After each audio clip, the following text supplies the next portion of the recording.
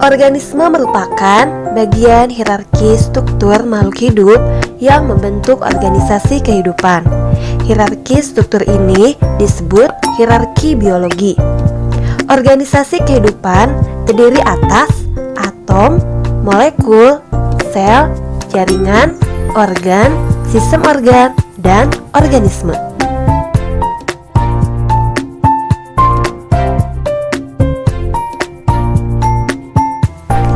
Pada bab ini kita akan membahas 1. Sel sebagai unit struktural dan fungsional kehidupan. Yang kedua, jaringan-jaringan pada hewan dan tumbuhan. Yang ketiga, organ-organ pada hewan dan tumbuhan. Dan yang keempat, sistem organ dan organisme. Pada hierarki organisasi kehidupan, sel berada di tingkatan struktural terendah yang masih mampu menjalankan semua fungsi kehidupan. Sel mampu melakukan regulasi terhadap dirinya sendiri, memproses energi, tumbuh dan berkembang, tanggap terhadap lingkungan, serta melakukan reproduksi untuk melestarikan jenisnya. Setiap organisme tersusun atas salah satu dari dua jenis sel yang secara struktural berbeda. Kedua jenis sel tersebut adalah sel prokariotik dan sel eukariotik.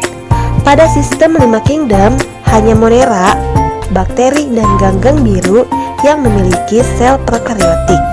Protista, jamur, tumbuhan, dan hewan semuanya terdiri atas sel eukariotik. Sel prokariotik memiliki nukleus atau inti sel, tetapi inti sel tersebut tidak diselubungi membran inti. Sel eukariotik merupakan sel yang memiliki inti sel dan inti sel tersebut dibungkus oleh membran inti.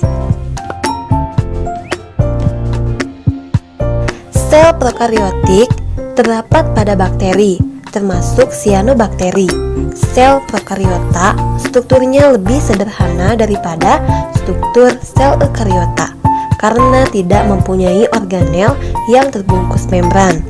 Batas sel ialah membran plasma. Di luar membran plasma terdapat dinding sel yang cukup kaku dan seringkali berupa kapsul luar yang biasanya mirip jeli. Sebagian bakteri memiliki flagella, pili, atau keduanya yang menonjol dari permukaan selnya. Sel-sel tersebut akan menyusun tubuh makhluk hidup melalui pengorganisasian yang sistematis. Dalam organisasi tubuh, sel memiliki peranan yang sangat penting. Kamu tidak dapat mengamati sel secara jelas pada tanaman atau hewan hanya dengan mata telanjang. Kamu membutuhkan alat bantu berupa mikroskop. Sebuah sel jika dilihat di bawah mikroskop maka akan terdiri dari bagian-bagian dinding sel, selaput plasma, nukleus, retikulum endoplasma, ribosom, sitoplasma, badan Golgi, mitokondria, vakuola, dan kloroplas. Setiap sel tersusun atas membran sel, protoplasma, dan inti sel. Berikut adalah bagian-bagian sel beserta fungsinya. 1. Membran sel berfungsi sebagai keluar masuknya zat dan pelindung sitoplasma. Kedua, protoplasma merupakan cairan sel atau plasma sel. 3. Inti sel atau nukleus berfungsi sebagai pengatur seluruh kegiatan sel. Sel-sel memiliki organel sel yang berada pada sitoplasma yaitu 1. Mitokondria berfungsi sebagai tempat terjadinya respirasi sel yaitu untuk menghasilkan energi. 2. Retikulum endoplasma berfungsi untuk menyusun dan menyalurkan zat-zat ke bagian-bagian sel. 3. Ribosom berfungsi sebagai tempat pembentukan protein. 4. Plastida berfungsi untuk fotosintesis. 5. Vakuola pada sel tumbuhan berfungsi untuk menyimpan cadangan makanan, dan pada protozoa untuk mencerna makanan. 6. Badan Golgi berfungsi untuk alat sekresi protein. Dan yang ketujuh, lisosom berfungsi mencerna bagian sel yang rusak. Pada sel hewan dan tumbuhan terdapat perbedaan. Pada sel hewan tidak memiliki dinding sel dan kloroplas, tetapi memiliki sentriol dan lisosom. Pada sel tumbuhan memiliki dinding sel dan kloroplas, tetapi tidak memiliki sentriol dan lisosom.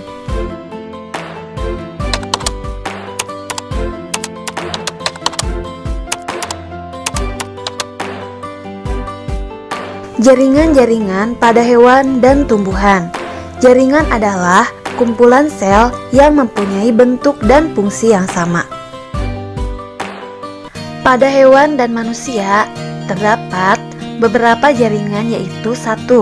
Jaringan epitel. Jaringan ini berfungsi melapisi suatu rongga dalam menerima rangsangan atau sebagai kelenjar. 2. Jaringan ikat. Fungsi utama jaringan ikat adalah sebagai pelindung atau proteksi, penunjang, dan mengikat berbagai jaringan dan organ. 3. Jaringan otot. Dibedakan menjadi otot rangka, otot polos, dan otot jantung. 4. Jaringan saraf.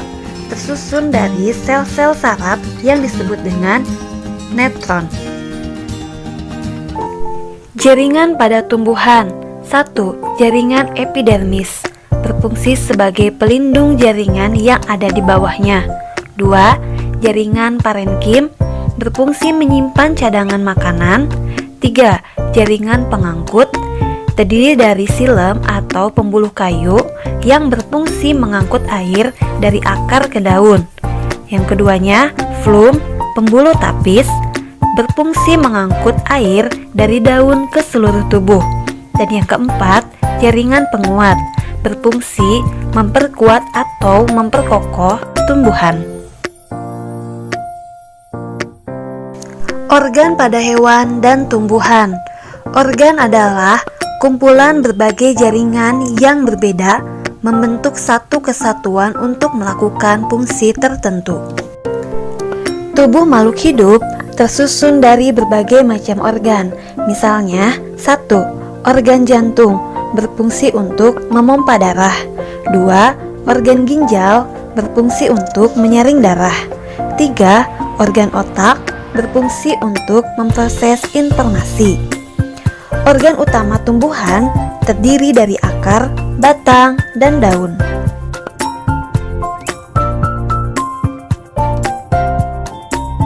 Sistem organ dan organisme. Sistem organ adalah beberapa organ yang bekerja sama untuk melakukan fungsi kerja tertentu. Contoh sistem organ pada manusia. 1. Sistem pencernaan. Berfungsi mencerna makanan, mengabsorpsi molekul-molekul makanan yang sudah disederhanakan. Organ pada sistem pencernaan adalah mulut, lidah, gigi, paring, esofagus, lambung, usus halus, usus besar, hati, rektum, pankreas, dan anus. Contoh yang kedua adalah sistem peredaran darah. Berfungsi mengangkut oksigen dan sari makanan ke seluruh sel tubuh dan mengangkut zat hasil metabolisme yang tidak berguna keluar dari sel tubuh, serta melindungi tubuh dari mikroorganisme penyebab penyakit. Contoh organnya adalah jantung, arteri, pena, kapiler, dan sel-sel darah. Contoh yang ketiga adalah sistem ekskresi. Fungsinya mengeluarkan sisa metabolisme yang tidak terpakai dari dalam tubuh dan menjaga keseimbangan sel dengan lingkungannya. Contoh organ: paru-paru, ginjal, kulit, dan hati. Selanjutnya adalah organisme. Organisme atau individu merupakan makhluk hidup tunggal. Contohnya, seekor kelinci, seekor capung, seekor kucing, sebatang pohon kelapa, dan lain sebagainya.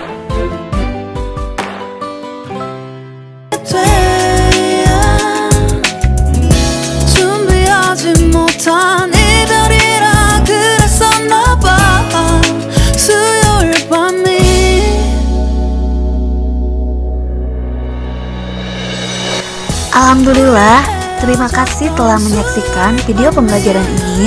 Semoga bisa bermanfaat. Saya akhiri. Wabillahi taufiq wal hidayah. Wassalamualaikum warahmatullahi wabarakatuh.